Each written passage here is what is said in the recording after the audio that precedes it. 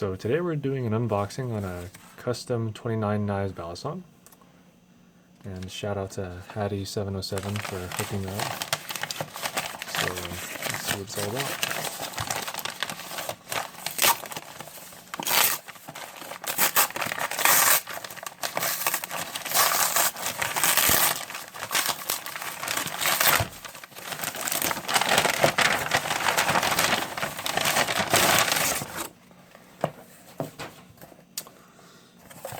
Nice box.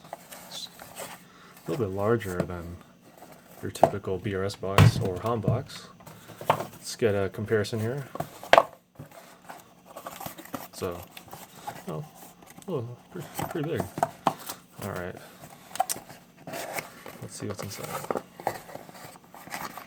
Okay, nice case. Not surprising, it is a custom. Original paperwork. Let's see what we've got here. Alright, we've got an English essay. Yeah, I'm definitely not reading that. Alright, let's see. So here it is, the specifications. I don't have to read that out loud because I'm sure all of you are literate. And this is the part I'm most excited about, the red carbon fiber inserts. And the fact that it's this big ass Bowie. That's actually a huge blade length if you think of it. So let's get into the good shit. Let's turn this to the side so people know. Alright. Nice. I know the lighting makes it look a little brown, but it's more of a brownish red. And holy shit, this thing is huge. Let's bring this up close.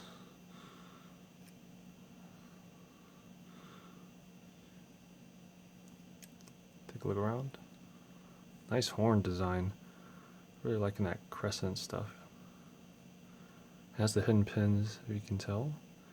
See, it has the hidden press fit pins, similar to the old Benchmade style.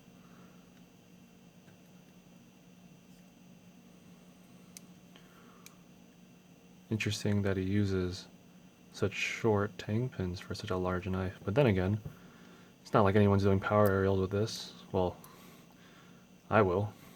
Probably not. Alright, let's open this up.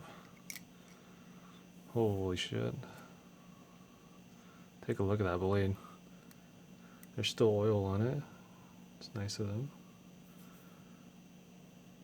Just clean off.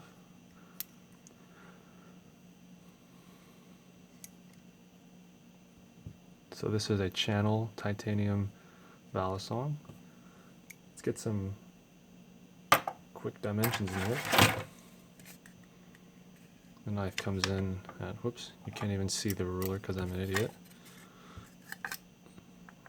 Looks like total length is, it's almost 11 3/4. It's a huge knife, honestly. 11 and a half, actually. Huge knife. Let's look at the inside of the channel there. For all of you who can appreciate machining. Really nice and clean. And I mean, like, I can't, it's pretty seamless. I mean, I can feel the lines, but it's very smooth. It feels really good. Let's take a look at the handle play, even though it doesn't really matter. There it is. Hidden pin for the latch too. Standard T-latch. Very standard T-latch. See how sharp it is?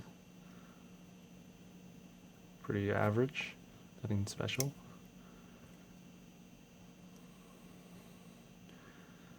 Very clean. Very clean. I like it. One thing I can see though is from the opening and closing, even though this was never flipped from the previous owner, you can see a little bit of blade rub, but of course with this pin design it's not too surprising. I wouldn't be surprised if there wasn't washers. I'm sure there are, but you know, with this amount of handle play and this big of a knife, you can actually, yeah, you can hear that. But overall, a very, very gorgeous design. And I'm definitely gonna, well, actually the lockup is really tight. Actually a little absurd, actually. All right. Jeez, okay. It's strong enough to lock criminals, but it's, like I want to unlatch it without scratching it, but it's tough. It's no wonder there are huge scratches here, because this latch is ridiculously strong, or the latch is just too short. But I guess he must be a fan of strong latches. Reminds me of the Arashi, the long clip, except this one's just way bigger. It's really nice. I'm gonna flip it off camera really quick. All right, that is sweet. Holy shit. Actually, you know what? Maybe I can turn the camera. All right, let's take a look down here. All right, just gonna turn the camera really quick.